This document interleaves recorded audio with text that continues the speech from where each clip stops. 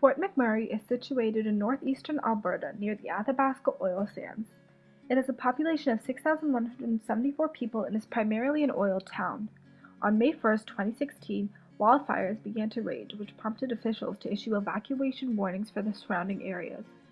Possible causes of the wildfires could be weather as well as humans. Lately, weather conditions have been perfect for wildfires since windy conditions combined with a lack of green vegetation and low humidity contributed to the intense fire. The political response from the federal government was when Trudeau announced that the federal government would match donations made to the Red Cross in support of Fort McMurray. The economic perspective views that nationally the economic impacts would be minimal. About 1.2 million barrels per day for 14 days will be lost in oil production.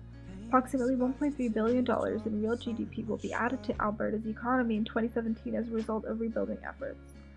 From an environmental perspective, as a result of the fire, tree roots and soil have been scorched and burned. Roughly a few million tons of CO2 will be emitted.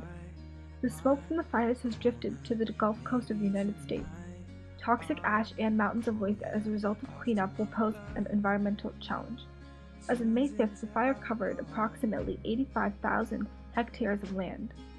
The nation has come together and raised $30 million for relief efforts, according to the Red Cross.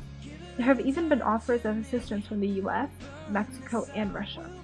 Now, moving on from the different views and perspectives on this issue, we can focus on possible solutions and next steps.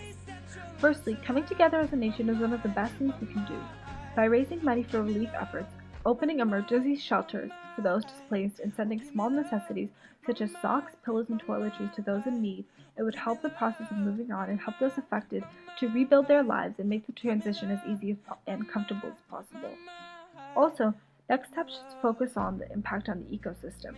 After the fires have calmed down, task force should scope the area to search for wounded animals caught in the wildfires. These animals should be sent to animal hospitals to seek treatment or euthanization. Also, I think that the government should subsidize efforts to clean up the area as soon as possible so that both humans and animals can return. Lastly, as 17 wildfires continue to burn, I believe that the government should accept foreign aid. The foreign aid provided by South Africa is not enough. In order to speed up the process and protect wildlife, this issue must be seen as a national environmental emergency. In conclusion, in the future it would be best to be better prepared for these types of situations, since forest fires are normal occurrences in this region.